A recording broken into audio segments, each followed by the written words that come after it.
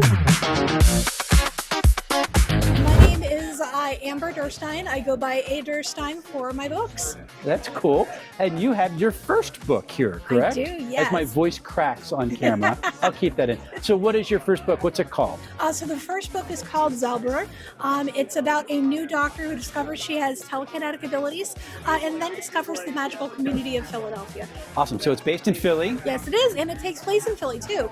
So there's a lot of local mentions like South Street and a lot of local suburban towns that are around the area too, like Quakertown. You go all the way up to Quakertown. So you're going all the way up 309. Yep. So the Q Mart actually gets mentioned. So I love it. Very good. Now, where are you from around here? I'm a Navy brat personally. So I was born in Virginia, but we did a lot of up and down the East Coast thing. But my mom's family is from the Philadelphia area. We actually have a playground in Philadelphia that's named after a great grandparent of mine.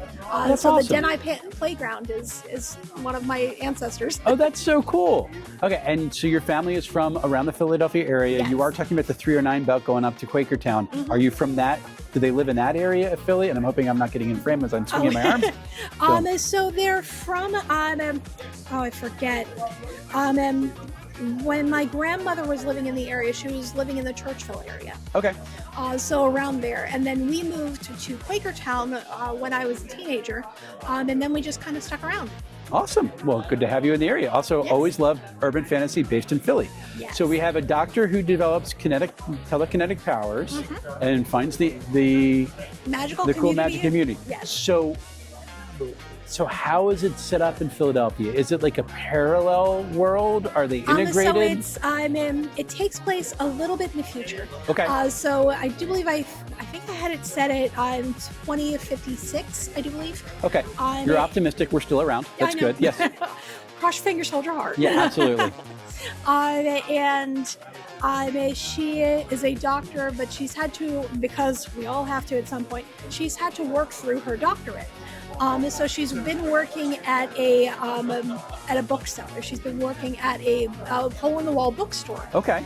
And this bookstore owner turns out to be a wizard. Because why not, Because right? why not? Yes. And he only reveals the fact that he is a wizard once she demonstrates her telekinetic ability, and he mistakes it for magic.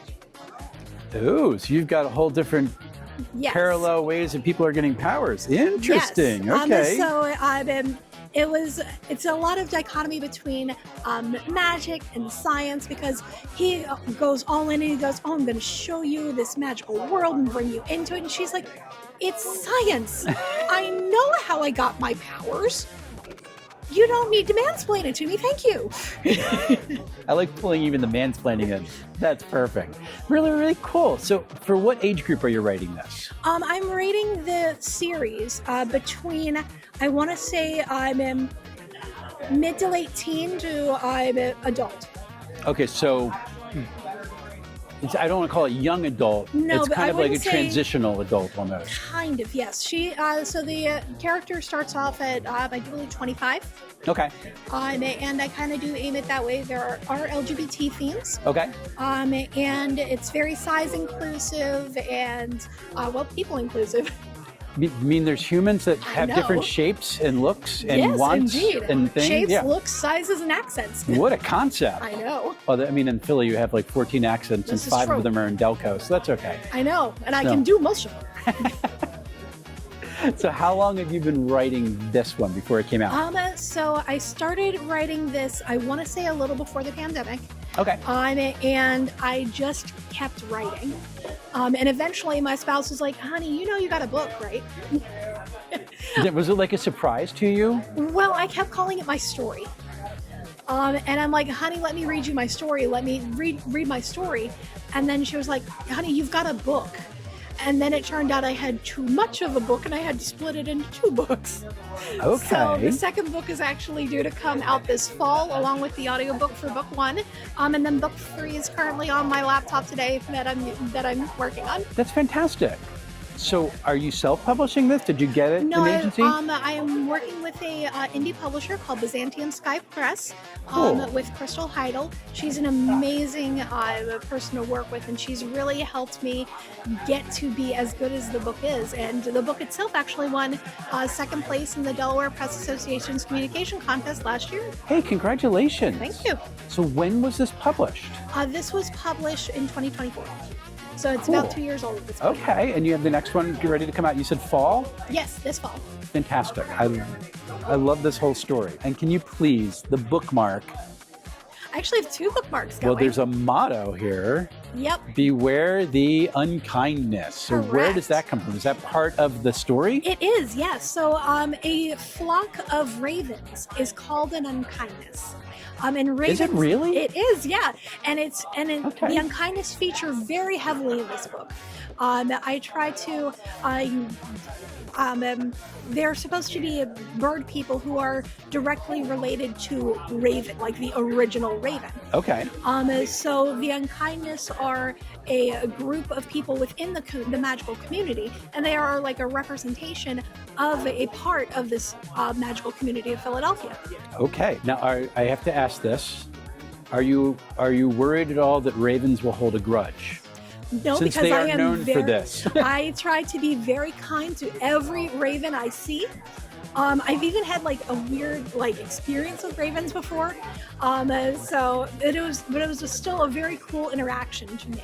Just So the story I of really- ravens like literally passing grudges on to like new Yeah. generations is Yep. Well, they're that's smart what, things. It's same with all corvids, really. So you get that same interaction between ravens, crows, and even blue jays. I Oh, I didn't didn't even know blue jays were like that. Yeah, Really? Blue jays are actually corvids. I've done a lot of research. It sounds like it. Now I'm fascinated. I'm going to have to go down that rabbit hole. Thank you for making more work for me. You're welcome. Awesome. So I am so glad that you are here. I hope this is a wonderful time for you. Do you game much at all? Have you joined the role-playing game hobby? Oh yes. Okay. Well, my spouse and I we do we DM Dungeons and Dragons campaigns in Newark, Delaware on Sundays. That's awesome. Yep. Very good. So it's usually for the local crowd down there, but it's been so much fun, and it's brought us close to other people, and it's just been great. So we're here at a gaming convention. Now we have overlap of themes, obviously. Of course. So for you as an author who's coming to kind of peddles the stupid is a word that makes it seem cheap and trivial, to make people aware of your stories. Yes. What's the value for you to come to a place like this? I've found that the gaming conventions, at least the ones that I've experienced so far, have been more. Have been able to get me more people who are open to new properties. Okay. Whereas some of the other conventions are more geared to existing properties. So I don't do so well with those, but like craft fairs and conventions like Concoction, they're perfect. So I get to meet new people, and I get to see fun costumes, and I get to talk with people, which is great.